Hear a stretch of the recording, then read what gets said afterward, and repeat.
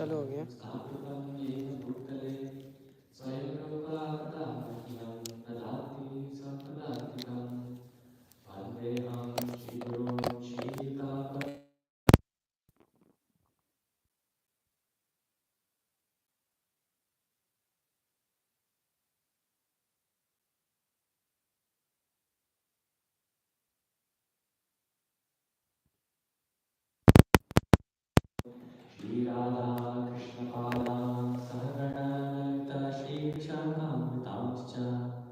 हे कृष्ण करुण सिंधो दीनबंधो जगत्पते गोपेश कपिकान्त राधकान्त नमस्तुते कांचन गौरांगी राधे वृंदावनेश्वरी कृष्णसुते देवी प्रणमामि हरिप्रिये वाञ्छकल्पतरुभ्यश्च कृपासिन्धुभ्येव च पतितानां पावनेभ्यो वैष्णवेभ्यो नमो नमः।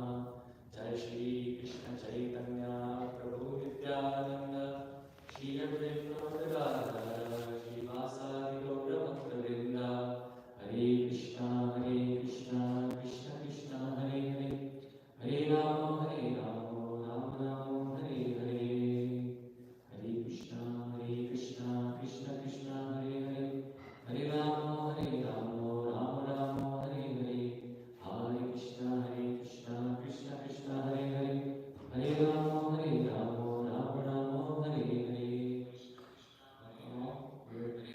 Reciting for today's Bhagavad Gita class, we'll be speaking on the 28th verse, 28th verse of the first chapter.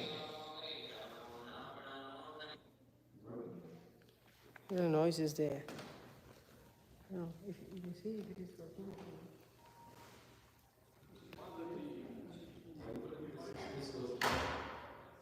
Because the speaker is on. That's Arjuna uvāca dṛṣṭvemaṁ sva-janam Kṛṣṇa yuyutsuṁ samupasthitam sīdanti mama gātrāṇi mukham pariśuṣyati. Word for word. Arjuna uvāca. Arjuna said, dṛṣṭvā, after seeing, imam, all these, sva-janam, kinsmen, Kṛṣṇa, O Kṛṣṇa, yuyutsum, all in a fighting spirit, samupasthitam, present, sīdanti, are quivering, mama, my, gātrāṇi, limbs of the body, mukham, mouth, cha, also, pariśuṣyati is drying up. Translation. Arjuna said, my dear Kṛṣṇa, seeing my friends and relatives present before me in such a fighting spirit, I feel the limbs of my body quivering and my mouth drying up. Purport by His Divine Grace, A.C. Bhaktivedanta Swami Srila Prabhupada Ki Jai. Any man who has genuine devotion to the Lord has all the good qualities which are found in godly persons or in the demigods, whereas the non-devotees, however advanced he may be in material qualifications by education and culture, lacks in godly qualities. As such, Arjuna, just after seeing his kinsmen, friends and relatives on the battlefield, was at once overwhelmed by compassion for them who had so decided to fight amongst themselves. As far as his soldiers were concerned, he was sympathetic from the very beginning, but he felt compassion even for the soldiers of the opposite party, foreseeing their imminent death. And while he was so thinking, the limbs of his body began to quiver, and his mouth became dry. He was more or less astonished to see their fighting spirit. Practically, the whole community, all blood relatives of Arjuna, had come to fight with him. This overwhelmed a kind devotee like Arjuna. Although it is not mentioned here, still one can easily imagine that not only were Arjuna's bodily limbs quivering and his mouth drying up, but he was also crying out of compassion. Such symptoms in Arjuna were not due to weakness, but to his soft-heartedness, a characteristic of a pure devotee of the Lord. It is said, therefore, Yasyasti bhaktir bhagavatya kinchana sarvairgunaistatra samasate suraha harava bhaktasya kuto mahadguna manorathena sati dhavato vahi. One who has unflinching devotion for the personality of Godhead has all the good qualities of the demigods. But one who is not a devotee of the Lord has only material qualifications that are of little value. This is because he is hovering on the mental plane and is certain to be attracted by the glaring material energy. Srimad Bhagavatam, 5th canto, 18th chapter, 12th verse. Once again, translation. Arjuna said, "My dear Kṛṣṇa, seeing my friends and relatives present before me in such a fighting spirit, I feel the limbs of my body quivering and my mouth drying up."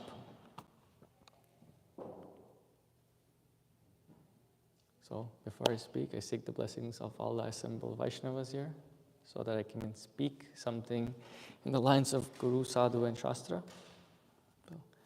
So, this dṛṣṭvemam sva-janam.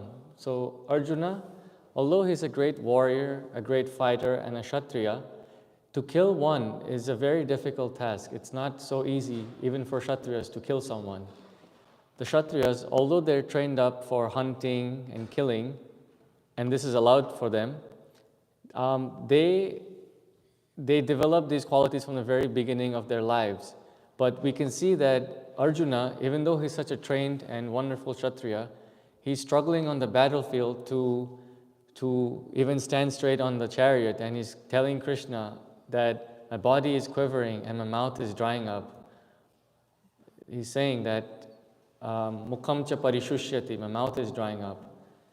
So Kshatriya means shata. Shata means injury. So Kshatriya is comprised of two words, shata and tra. Shata means one who causes injury, and tra means expands to trayate, meaning saves. So Kshatriyas have two responsibilities. One is to injure other people, and the other one is to protect or save. So the Kshatriyas, they protect their praja from various enemies and stuff, and if necessary, they cause harm to their enemies. So in the same way, Brahmanas are known for learning about the absolute truth or inquiring about the absolute truth. Brahman niti janati brahmana. So in this way, there are various divisions of the social order as created by Kṛṣṇa. Janma karma, chaturvarna maya srishtam guna karma vibhāgashah. So based on the gunas, or the characteristics, or the work which one performs, that's how Kṛṣṇa has divided the society in. And guna means quality. So everything that one does is based on the guna. The karma that they're performing, or the action that they're performing, is based on the guna. So Arjuna, being a Kshatriya who was trained by Dronacharya, he was trained how to kill. This non-violence is not the business of a Kshatriya. They're known to kill people and to hurt people in order to protect. So non-violence is a sign of cowardice in a Kshatriya, because as we know, they're taught to be violent. Now, if a Kshatriya is not violent, then how can they rule? How can they protect? How can they save? And it becomes difficult if a non-Kshatriya has taken the post of a Kshatriya and doesn't know how to rule, how to govern, how to protect, and how to serve.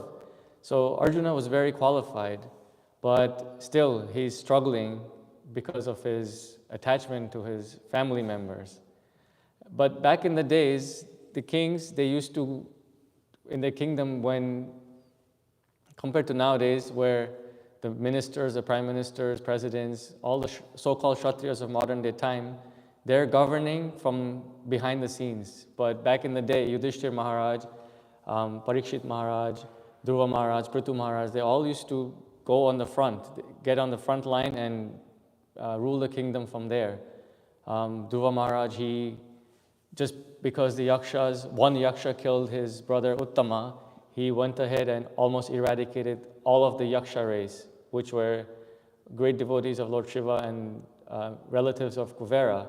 And this angered Quivera very much, and then Dhruva Maharaj had to pacify Quivera and gain his blessings. But nowadays we see that Kshatriyas, or so-called rulers, are managing things from behind the scenes by diplomacy or various types of conceit and cheating propensities. And back in the day, if a thief or if a criminal was found guilty, the king used to immediately chop his head off, or king would give punishment accordingly, immediately. He wouldn't wait for a court case to run for 6-7 months. No, it was decided immediately. So nowadays, democracy is more or less a farce compared to what the monarchy was back in the day. So Kshatriyas, back in the day, they knew how to govern properly, and they were trained from very beginning of their lives in military powers, in politics, it's called Rajaniti, all these things. So they were perfect rulers. And for killing, they were perfectly trained for that too. They knew how to use all the shastras, how to use different kinds of weapons. And depending on their qualification, they were able to fight different kinds of warriors. Arjuna, for example, is considered a Maharatha, which means he could fight 10,000 opposing enemies at the same time. And then below him was Bhishma. He was considered a Atiratha. Atiratha is one who can fight less than 10,000 people. And below that is Ekaratha, means he can only fight one opponent. And below that is Ardharatha, means he cannot even fight one opponent. So like this, there were various levels of fighters, but Arjuna was the highest of all. And he was so properly trained. He was such a powerful warrior. He had all the weapons given to him by various demigods like Shiva, through Agni. Agni donated his chariot to him.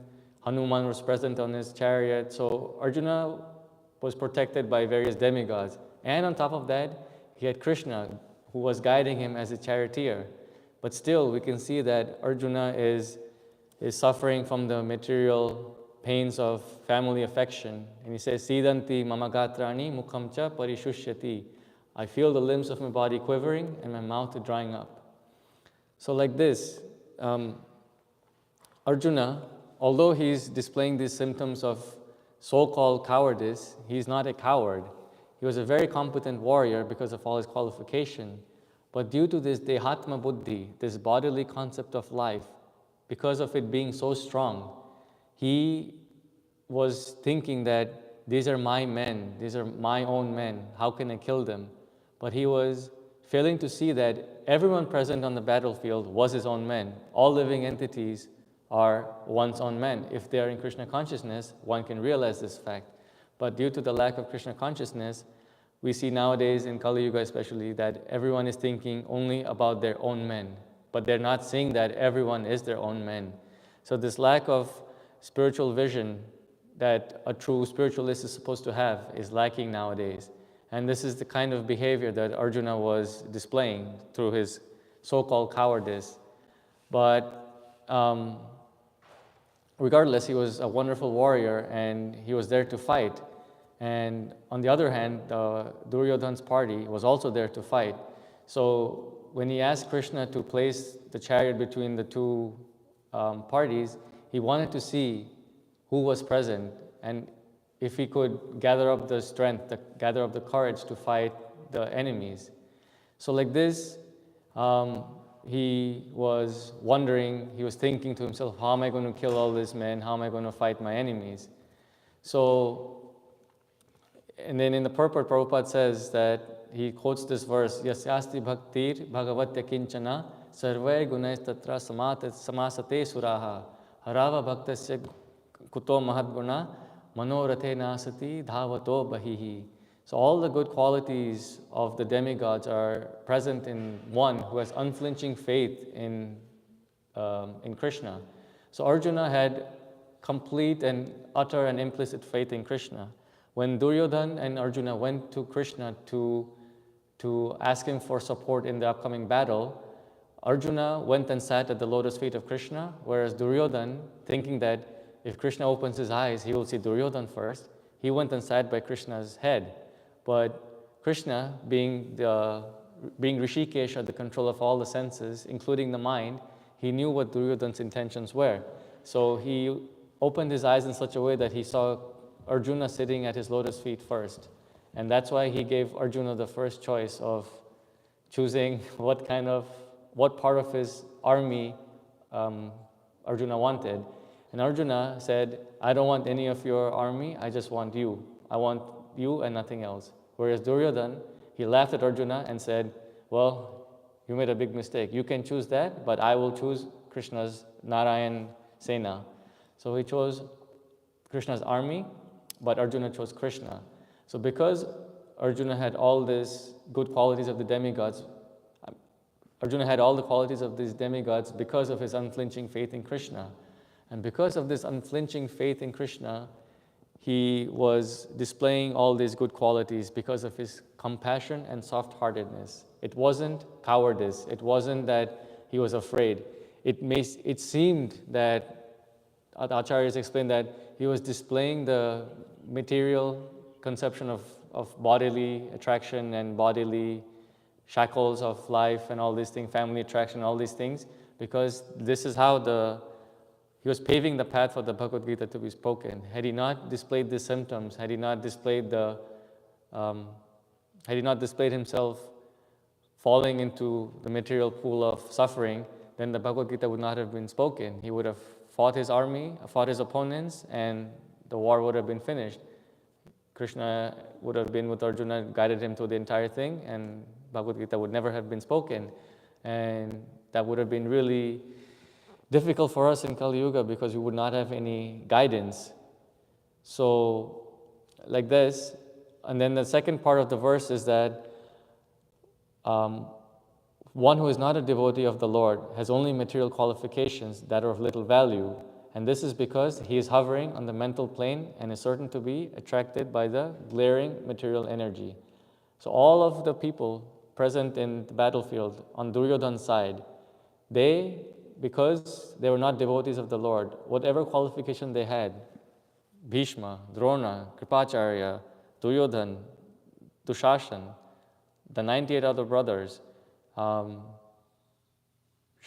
they had Shalva, Matsya, all these Bhurishrava, Somadatta, Ashwatthama, all these stalwart warriors, all these Atiratis, all these Maharathis, because of despite having such a qualified army, they were not able to win the battle because they were hovering on the mental plane, and because Maya covered them completely. Maya covered Bhishma in the way that Maya showed him duty first, that you are bound by duty. One's highest duty is to serve Kṛṣṇa, but he saw that my duty is to serve the kingdom that has given me my salary. Dronacharya saw it as his repayment to the Kuru dynasty because they gave him and his wife place to stay to teach all the princes and all these things, so he was bound by that. Ashwatthama, because he was Drona's son and he had an enmity towards Arjuna, he wanted to fight Arjuna. Duryodhana, he was jealous of Bhima, so he decided to fight the Pandavas. So like this, each and every member of the opposing party had some sort of reason why they chose to fight with Duryodhana on their side, fight on Duryodhana's side, because they were not able to see the supreme truth. They were not able to see what is the right thing to do and what is the wrong thing to do because they were on the mental plane and Maya was covering their judgment. So like this, all the good qualities that the soul has, whether the soul of Duryodhana or the soul of Arjuna, they all should have the same good qualities, all the pure qualities. But because Duryodhana and his party chose to be non-devotees, to not take Krishna's side, they were killed. Whereas the Pandavas, even though they lost everything, somehow they managed to win the battle without getting themselves killed because of Krishna's presence in their lives, because they had that unflinching devotion for the personality of Godhead, and they were able to win the battle. And like this, so we have to understand that although Arjuna is he's portraying us when we are suffering from our daily kleshas or the different trials and tribulations that we experience in our daily lives because of someone causing us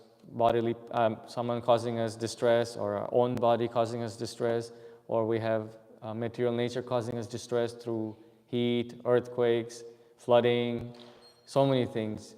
Like for example, recently in Dubai, the scientists decided to perform their, cloud seeding experiment, where they put silver iodide into the atmosphere and try to increase rain. they got the rain, it came in plenty amounts, and it flooded all of Dubai. Not all of Dubai, yeah. All of Dubai was underwater, and they've never experienced such flooding. So like this, now China, a city in the eastern side of China is experiencing the same weather. So,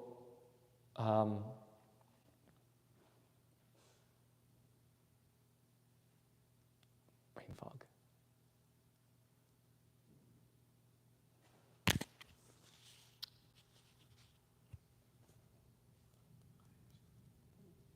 Hare Krishna. So yeah, scientists are trying to trying to fight, trying to control the material energy, and through various techniques, various methods of their material exploitation. They're trying to use different methods of exploitation to control Maya, and that's what Kṛṣṇa says in the 5th verse of the 7th chapter of the Bhagavad Gita. The superior energy of mind is trying to exploit the inferior energy of mind. And like this, in the same way, Duryodhana and his team were trying to exploit the kingdom that belonged to the Pandavas. And for this, they were killed because of presence of Kṛṣṇa in the life of the Pandavas. So, sva-janam in this verse, Arjuna is saying sva-janam means my kinsmen, but the actual sva-janam of us, if each person in this world is not actually their family, it's not actually their friends, it's not actually their brothers, mothers, sisters, whatever. It's actually Kṛṣṇa. Kṛṣṇa is actually the only sva-jana who we can truly call our family, because he will be there no matter what. Our mothers and fathers can stay up to a few number of years. Our brothers may be with us one day and then they might be gone because of some strife or some fighting. Our grandfathers, we don't get to see them enough. Our friends, so one day they're there, next day they're gone. So everything is temporary. But the sva-jana, the true sva-jana is Kṛṣṇa. And if we realize if we not even realize, if we can develop even 1% of the faith that Arjuna had in Kṛṣṇa, then our lives will be so much more easier, so much more smoother, so much more sweeter, and so much more fun, because that sva-jana, Kṛṣṇa, will never leave us, no matter what happens to us. He will always be there for us, despite whatever behavior we show towards him. We may turn our face away from Kṛṣṇa, but Kṛṣṇa never turns his face away from us. If we take one step towards Kṛṣṇa, he takes 100 steps towards us. Like this, even though Arjuna, even after hearing the Bhagavad Gita, later on we'll see, even after hearing the Bhagavad Gita, when his 5 sons were killed, when Bhishma was killed, when Drona was killed, he was still lamenting. But this lamenting was not on the material plane. It was because they were all Vaishnavas. Drona was a Vaishnava, Bhishma was a stalwart Vaishnava, because when a Vaishnava leaves, it causes distress to another Vaishnava. So Arjuna was upset because of that reason, not because a family member had simply passed. No, it's because a Vaishnava had left this world to go serve Kṛṣṇa in another world. So we should not see Arjuna's lamentation, his bewilderment, his so-called fear of his enemies, and all these things from a mundane perspective. Rather, we should try to see it from a spiritual perspective and see that Arjuna is an eternal,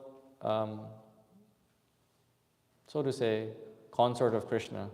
Wherever Kṛṣṇa goes, Arjuna is there in some form or the other. If he comes as Narayana, then Kṛṣṇa comes as Naranarayan. So like this, in whatever form Kṛṣṇa comes, Arjuna is always present.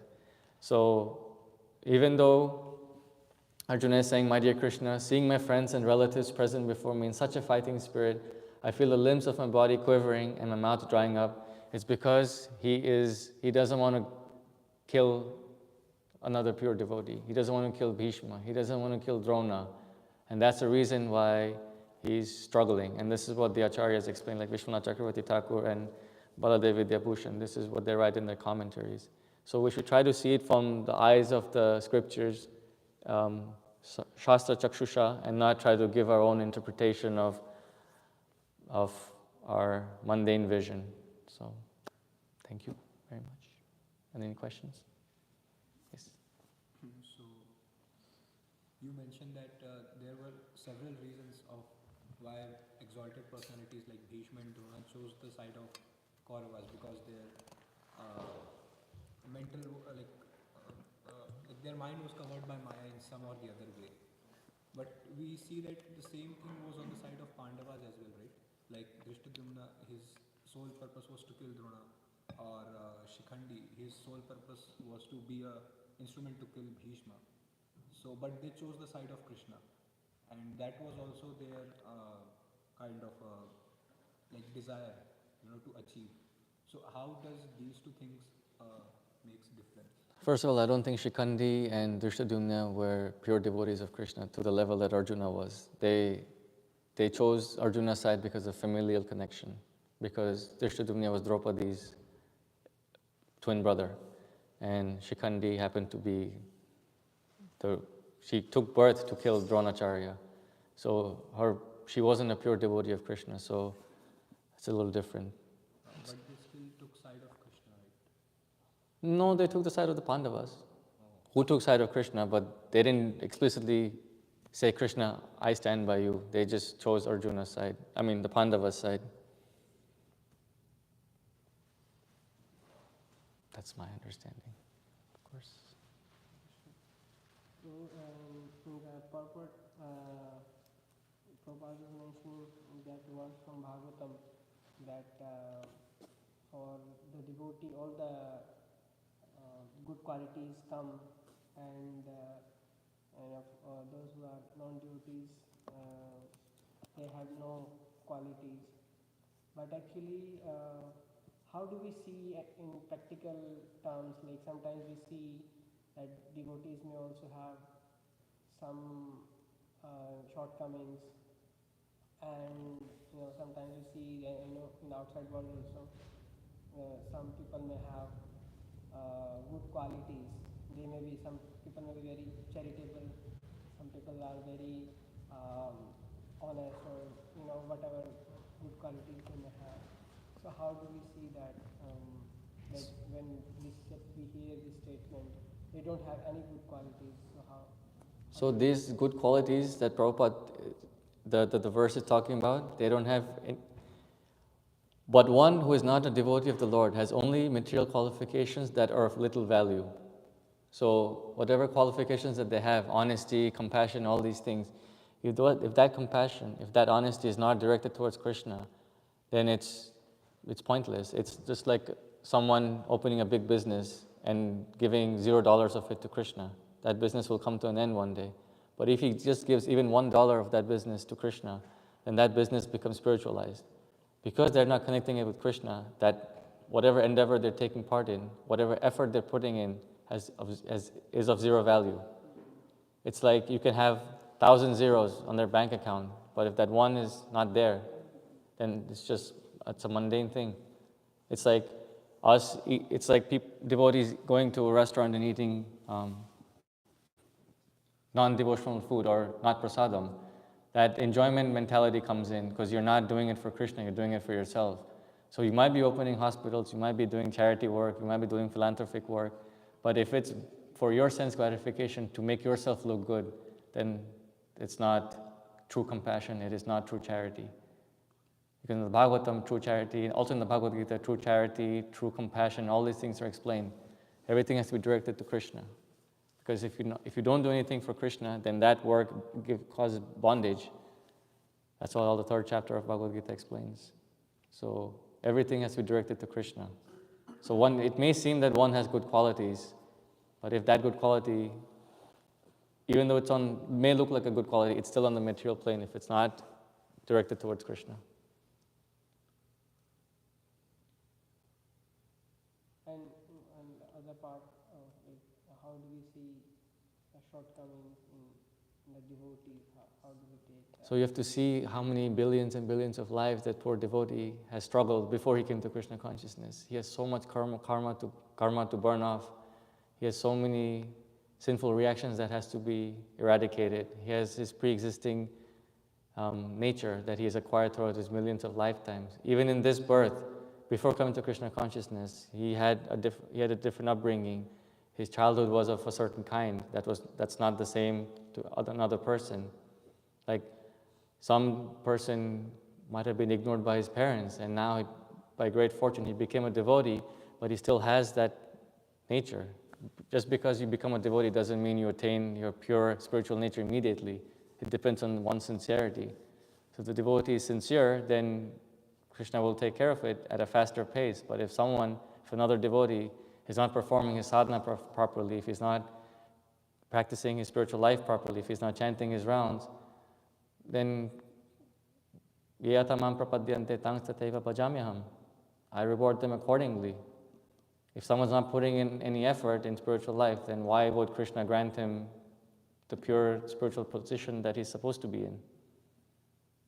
If devotee A is putting in 5% and devotee B is putting in 95%, why should devotee A get the same results as devotee B? That's the difference between the three different kinds of devotees. Kanishta, Madhyama, and Uttama. There's always classifications everywhere you go. 3 different levels. Whether it be the 3 modes or whether it be first, second, third, however you want it to be, there's always going to be classifications because of one's nature, guna karma. It always comes down to guna karma. How one is performing their work. Whether it be bhakti or whether it be karma. They have to put in their effort. You have to do something for Kṛṣṇa. Can't just sit there, be complacent and think, oh, Kṛṣṇa will take care of it because I'm chanting 16 rounds. You might not be chanting your 16 rounds attentively. You might just be doing lip service. Oh, Hare Krishna, Hare Krishna, and you're thinking about gulab jamuns. Hare Krishna, Hare Krishna, and you're thinking about going to a next vacation. That's not really what Hare Krishna mantra was given to us for. Prabhupada didn't give us the mantra to meditate on mundane things while making a show of devotional service. All of it has to be properly channeled. This whole temple that we have here, a wonderful place, but if you're not utilizing it for Kṛṣṇa, then why are we here? What's the point? If you want free rent, if you want to stay for free accommodation, then you can go to another temple where they'll give you all of that and give you money as well. Why come to Kṛṣṇa consciousness to do all of that nonsense? Like that. Same way, if a person wants to open charities, great, open a charity, but do it for Kṛṣṇa. So much to do. So many lives to save, so many souls to send back home, back to Godhead, connect them to Prabhupada. So much work to do. So if they're opening charities to get a tax rebate, what's the point? Even if they get that rebate, somehow that money will go again, because everyone is destined to a certain amount of happiness and sadness. Everyone's money that they get in their life is predetermined before they even take their birth, to the last cent. You cannot get 1 cent more, 1 cent less. You'll get exactly that amount of happiness, that amount of sadness, that amount of money, that amount of love, that amount of hurt that you're destined to. You cannot change it. Karmana deva netre na janta deho papatyate. Cannot. It's already controlled. It's predetermined. Cannot do anything about it until you take the Kṛṣṇa consciousness. But even after taking the Kṛṣṇa consciousness, you have to be sincere. Active devotional service. Cannot do passive manasa, whatever. It has to be active. Kṛṣṇa consciousness. The consciousness is always active. So the consciousness has to be given to Kṛṣṇa actively, not passively. Otherwise, it's not devotional service. Did it make sense? Yeah. Any more questions? Okay, great. Gātrāṇi Śrīmad Bhagavad Gita ki jai.